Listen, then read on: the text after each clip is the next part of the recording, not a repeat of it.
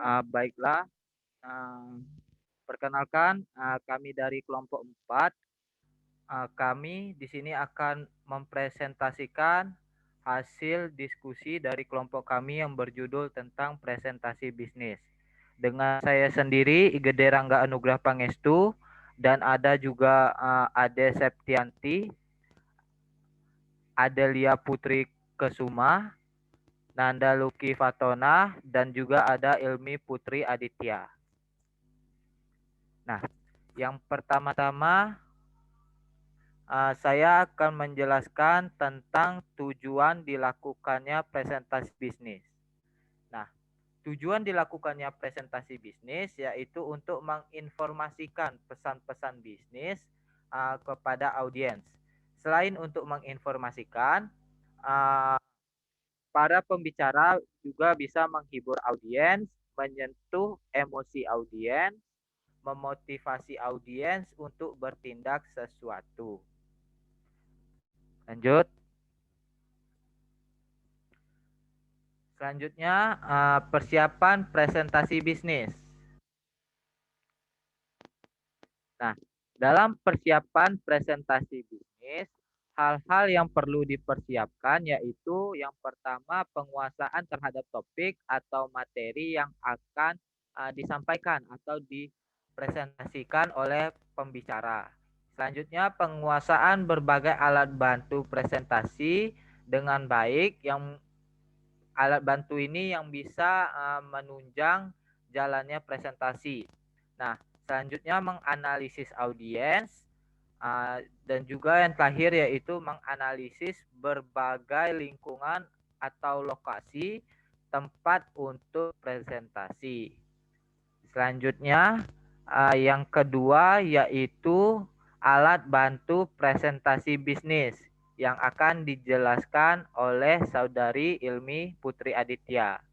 Kepada Saudari Ilmi dipersilakan. Baik, yang kedua ada alat bantu presentasi bisnis. Yang pertama ada blackboard dan whiteboard. Untuk keunggulannya sendiri, yang pertama fleksibilitas dan dalam penulisan. Yang kedua, kemudahan dalam melakukan koreksi. Untuk kelemahan, tulisan tangan seringkali sulit dibaca. Pembicara tidak dapat menulis dan berbicara pada saat yang sama. Yang kedua, ada flip cards. Untuk keunggulannya, fleksibilitas dalam penulisannya. Yang kedua, pembicara dapat mempersiapkan penulisannya sebelum presentasi. Untuk kelemahan, sukar dibaca karena keterbatasan tulisan tangan. Yang kedua, ada pembicara sering menutupi peserta saat menulis. Yang ketiga, ada transparasi overhead projector. Untuk keunggulan, cepat dan mudah jika menggunakan fotokopi. Yang kedua, layar tetap jelas walaupun dalam ruangan terang.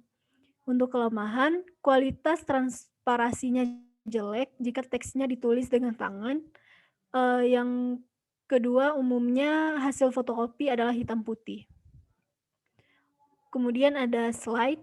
Untuk keunggulan sendiri, slide foto warna mudah pembuatannya.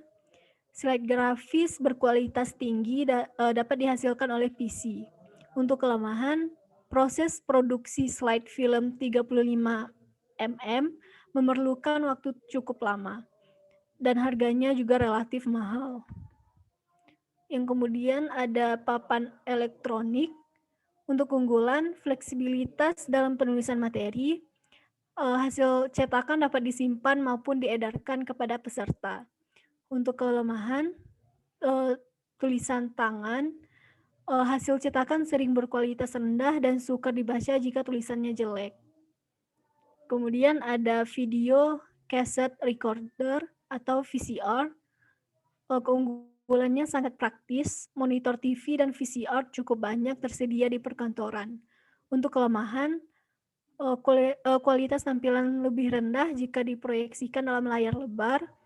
Nah, untuk peserta relatif banyak, sarana video kurang efektif. Kemudian yang terakhir ada panel LCD. Untuk keunggulan, proyeksi data secara langsung dari PC secara real time. Panel LCD dapat diletakkan di bagian atas dari proyektor overhead standar. Untuk kelemahan, keterbatasan kualitas gambar dari proyektor overhead karena rendahnya kualitas SWOT. Saya kembalikan ke moderator.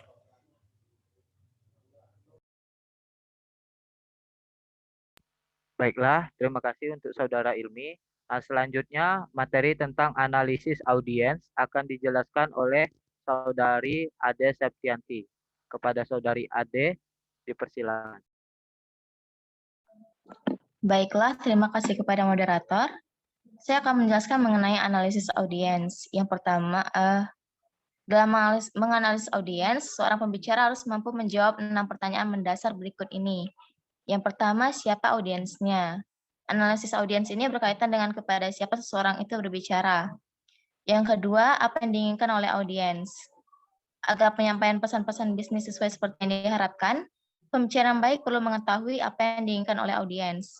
Yang ketiga, di mana melakukan presentasi. Bagi pembicara, pemahaman terhadap tempat presentasi dilakukan sangat penting. Kemudian, kapan melakukan presentasi? Seorang pembicara perlu memperhatikan secara seksama kapan melakukan presentasi bisnis, yaitu rincian mengenai tanggal, bulan, hari, dan jam berapa. Kemudian, mengapa melakukan presentasi? Sebelum melakukan presentasi bisnis, seorang pembicara harus mampu menjawab pertanyaan mengapa harus melakukan presentasi bisnis. Dan yang terakhir, yaitu bagaimana melakukan presentasi.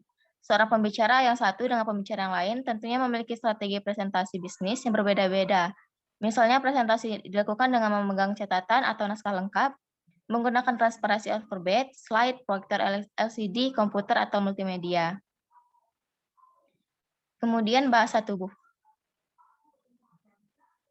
Analisis bahasa tubuh, gerakan-gerakan yang sering dilakukan pembicara dalam melakukan presentasi bisnis antara lain meliputi ekspresi wajah, yang kedua senyuman, yang ketiga kontak mata, yang keempat gerakan tangan, lalu gerakan bahu, yang keenam gerakan kepala, dan yang terakhir cara berdiri.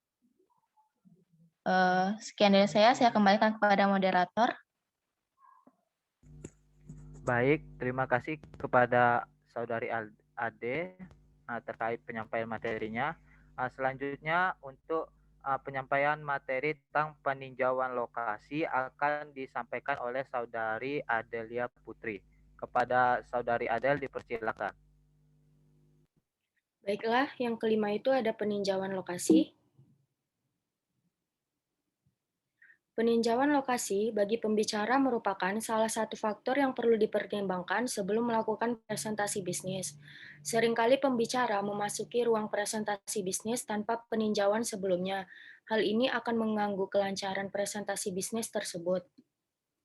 Selanjutnya yang keenam itu ada hal yang perlu diperhatikan. Yang pertama itu percaya diri. Salah satu yang menyebabkan keberhasilan bisnis adalah percaya diri yang kuat dari pembicara. Namun, ada pula faktor yang menyebabkan ketidakpercayaan diri seseorang, yaitu yang pertama gemetar, bicara terputus-putus, mulut kering, tenggorokan tersumbat, dan tersengal-sengal. Yang kedua itu ada berlatih. Agar presentasi bisnis yang dilakukan oleh pembicara dapat mencapai sasarannya, perlu diperhatikan beberapa hal berikut ini. Yang pertama ada identifikasi audiens, yang kedua menyiapkan pokok-pokok pikiran, yang ketiga menulis teks lengkap, yang keempat menyiapkan rangkuman ke dalam sub-sub judul, dan yang kelima menulis ke dalam kertas ukuran kartu pos. Baiklah, saya kembalikan kepada moderator.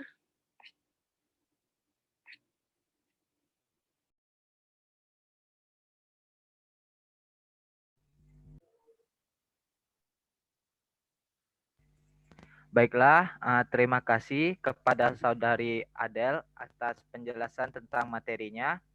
Selanjutnya, pada tahap kesimpulan akan disampaikan oleh Saudari Nanda Luki. Kepada Saudari Nanda dipersilakan. Baik, terima kasih kepada moderator. Jadi, dalam presentasi ini dapat kita simpulkan bahwa presentasi bisnis kerap kali dilakukan dalam dunia bisnis, baik dalam kaitannya dengan masalah pemasaran, keuangan, personalia, produksi, dan teknologi informasi. Oleh karena itu, mereka perlu memperhatikan berbagai faktor yang dapat menunjang keberhasilan presentasi secara efektif. Presentasi bisnis sendiri memiliki 4 tujuan utama, yaitu menginformasikan pesan-pesan bisnis, menghibur audiens, menyentuh emosi audiens, dan memotivasi audiens untuk melakukan sesuatu. Jadi kiranya itu yang dapat saya simpulkan. Saya kembalikan kepada moderator.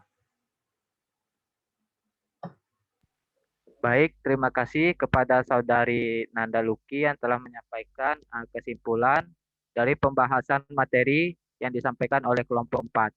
Nah, sekian presentasi yang kami tampilkan. Lebih dan kurangnya kami mohon maaf.